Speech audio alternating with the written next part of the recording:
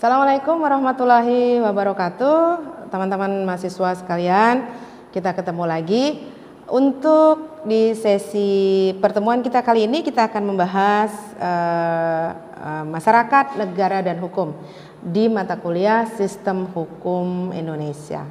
Ibu berharap kalian masih tetap semangat untuk tetap melaksanakan tugas dan kewajiban kalian sebagai mahasiswa.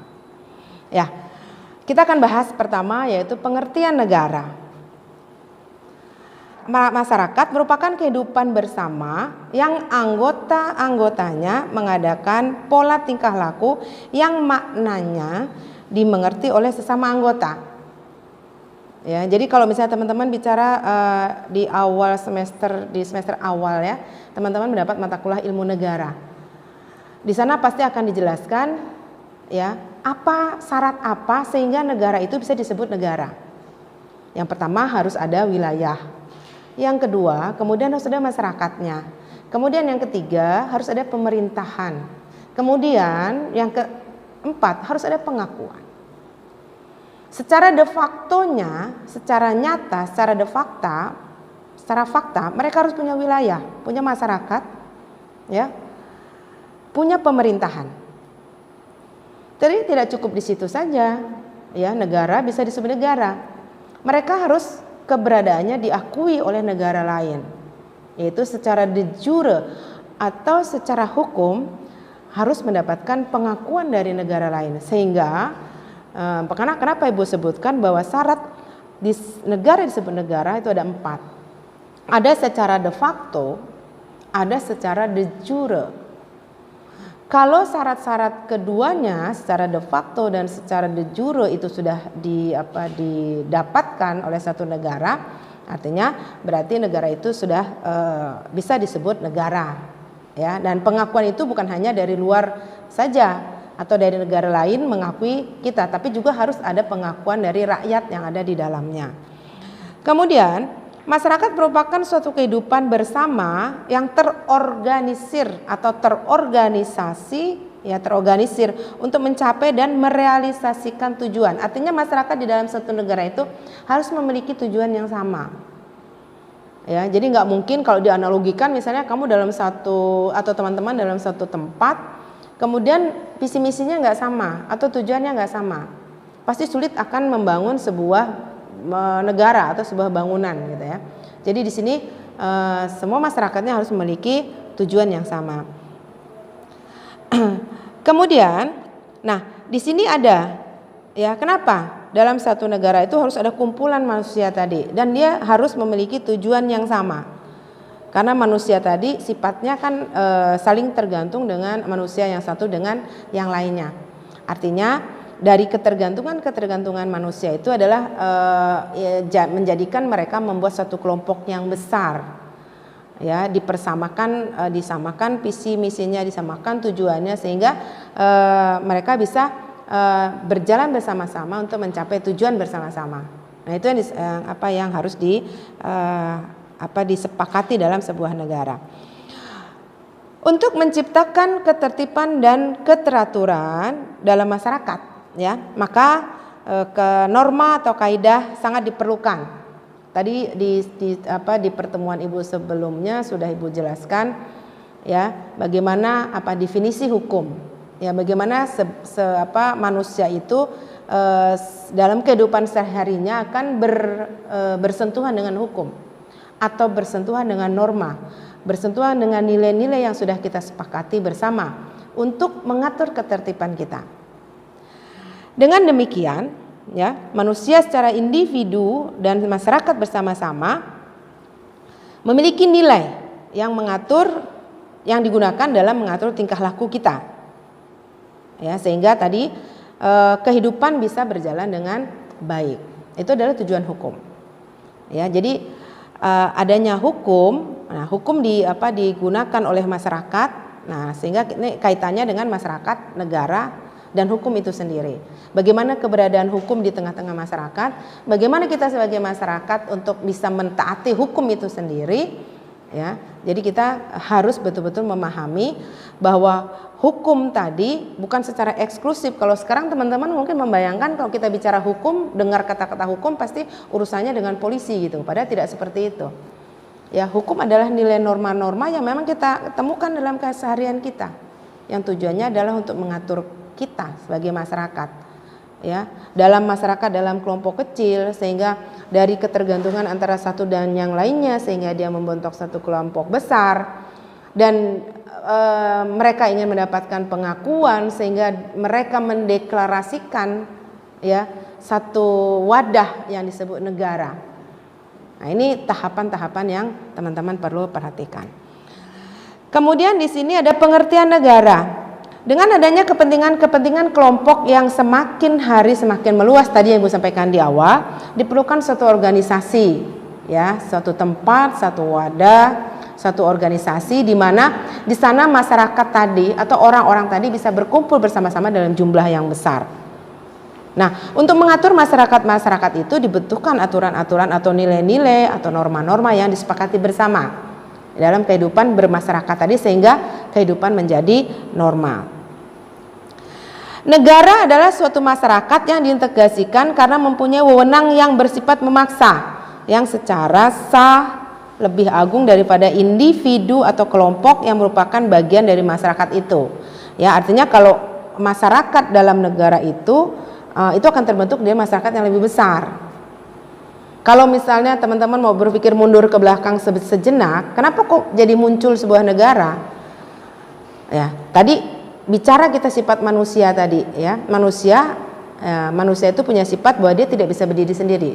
Manusia selalu bergantung dengan orang lain, sehingga dia akan menghimpun beberapa manusia-manusia yang ada untuk saling bisa memenuhi kebutuhannya. Nah, dari proses itulah sehingga membentuk kelompok-kelompok manusia yang besar. Nah, dari kelompok manusia yang besar tadi dia butuh pengakuan, sehingga dia mendeklarasikan tadi dalam proses pembentukan sebuah negara. Nah, kemudian tujuan negara secara umum adalah menyelenggarakan kesejahteraan dan kebahagiaan rakyatnya atau ketertiban rakyatnya. Ya, tujuan negara itu adalah untuk mensejahterakan dan membahagiakan rakyatnya. Teman-teman bisa baca ya dari beberapa literatur. Kalau misalnya teman-teman pernah belajar apa sih tujuan negara Indonesia itu sebenarnya? Jadi kalau di sini kadang-kadang ibu analogikan gini, misalnya kamu mau pergi gitu, tapi kalau kamu nggak tahu tujuannya kemana, pasti kamu bingung. Dari awal aja kamu bingung mau naik apa, terus jalannya lewat mana, terus kira-kira nanti seperti apa kondisinya, kamu nggak akan kebayang kalau kamu nggak tahu tujuannya. Tapi kalau misalnya teman-teman tahu tujuannya, oh sih hari ini saya harus ke kampus, berarti dari awal saya sudah dapat menentukan saya ke sana itu akan naik apa, kemudian saya nanti jalannya lewat mana, kemudian saya berangkat dengan siapa, sehingga saya sampai kepada tujuan itu. Nah, analogi ini juga sama dengan tadi bagaimana kita memahami tujuan negara tadi. Jadi kita sebagai warga negara Indonesia yang baik, kita harus tahu tujuan negara itu seperti apa, atau tujuan negara itu kemana. Nah, itu ada ya. Jadi kalau teman-teman sering dengar ya, itu banyak disampaikan oleh para tokoh-tokoh pemerintahan kita. Ya, kita tujuan negara adalah untuk menuju masyarakat sejahtera, adil dan makmur. Nah, teman-teman juga harus menggali secara luas nih, apa yang dimaksud dengan sejahtera bagi bangsa Indonesia, adil bagi bangsa Indonesia, makmur bagi bangsa Indonesia. Karena kalau kita bicara sejahtera, adil dan makmur bagi bangsa lain, belum tentu sama bagi bangsa Indonesia. Nah, persoalannya kadang-kadang kita semua tidak memahami secara utuh apa yang dimaksudkan atau memahami secara utuh tujuan negara bagi bangsa Indonesia. Ya, nanti bisa kita diskusikan di kelas, atau silahkan teman-teman untuk mencari referensi sumber-sumber lain, nanti bisa kita diskusikan bersama. Nah, ini ada beberapa pendapat ya tentang negara. Ada pendapat dari Harold J. Lasky, yaitu negara adalah menciptakan keadaan di mana rakyat dapat mencapai keinginan-keinginan secara maksimal.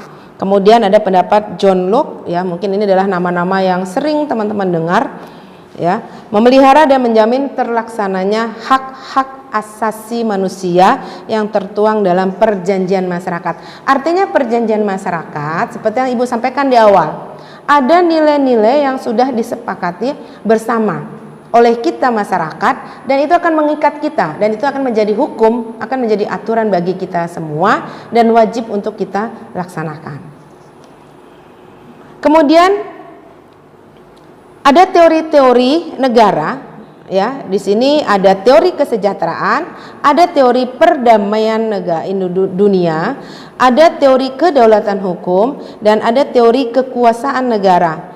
Yang selanjutnya adalah teori jaminan atas hak dan kebebasan. Teori kesejahteraan yaitu dipelopori oleh Cronenberg, yaitu mewujudkan kesejahteraan warga negaranya. Artinya prioritas utama menurut teori ini adalah kesejahteraan bagi warga negaranya. Kembali lagi ya, kesejahteraan di sini kembali kepada negara masing-masing. Kalau misalnya teman-teman memahami kesejahteraan, definisi, atau misalnya teman-teman tinggal di negara lain atau pernah tinggal di negara lain gitu ya. Kemudian teman-teman mendivisikan kesejahteraan itu apa yang pernah teman-teman rasakan di sana. Kemudian teman-teman kembalikan ke bangsa Indonesia. Itu pasti akan berbeda. Karena kita kembali ke tujuan negara bangsa Indonesia. Di sana menuju negara sejahtera, adil dan makmur. Tapi adil dan makmurnya tadi adalah sesuai dengan kapasitasnya bangsa Indonesia. Jadi tidak bisa kita disamakan dengan bangsa Amerika, atau dengan bangsa Australia, atau dengan bangsa-bangsa lain di dunia ini. Ya, jadi eksklusif harus teman-teman memahami apa sih tujuan negara kita, supaya tadi nyambung ya.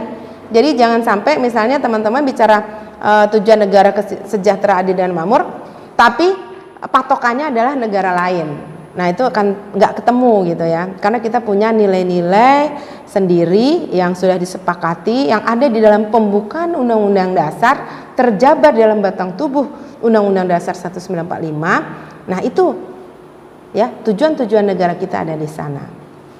Yang tentunya juga disesuaikan dengan faktor-faktor lain, misalnya geografis, suku, budaya, agama, ya, ideologi politik yang kita anut, yang pastinya berbeda dengan negara-negara lain.